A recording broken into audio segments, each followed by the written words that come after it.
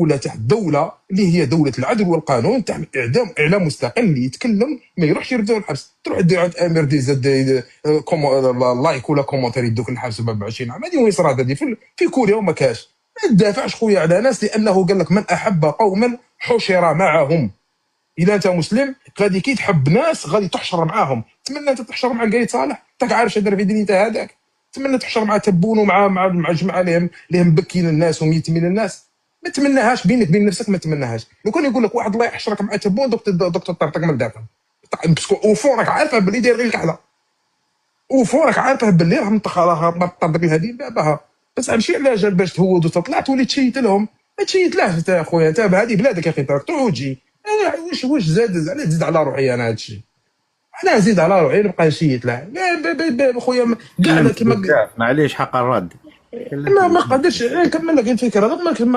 ما راكش مجبر باش تشيت له انت يا خويا. انت ما عندك حتى بروبليم معاهم، ما عندكش مشكل خاص معاهم ولا معارض ولا يا خويا ما تشيتلاش. علاش يقول لك في المطار يقول لك انت وطني وانت الوطنيه كاش ماشي الوطنيه ولادهم يفوتوا في العسكر، كاش ماشي ولادهم في الحدود ولا ولادهم في الصحاري ولا ولادهم راهم هنا في باري وراهم في تما حداك في ناكليز وراهم يقروا باسم تاعك تما عايش بالمعونه تاع بريطانيا، وما راهم عايشين بلاكاس تاع الدوله مالك. راهم ماشي يقروا تما في كومبريج بدراهم الخزينه وراهم عايشين لا بيلفي تما غير حداك تما في اوربلوف تاع في قلب لندن.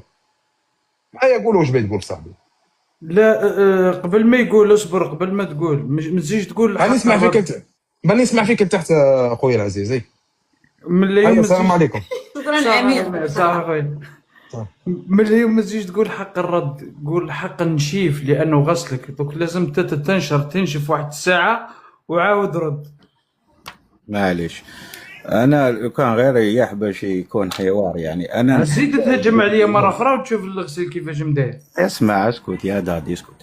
انا نتحداه يجيب لي ولا نتحداك انت يا ماريا ولا اي واحد يجيب لي نهار انا رحت من اللايف ونشيت للنظام ولا التبون. انا ملي نبداو نهضروا في حياتي ذكرت على تبون ولا ذكرت النظام، نهضر على الجزائر كبلد.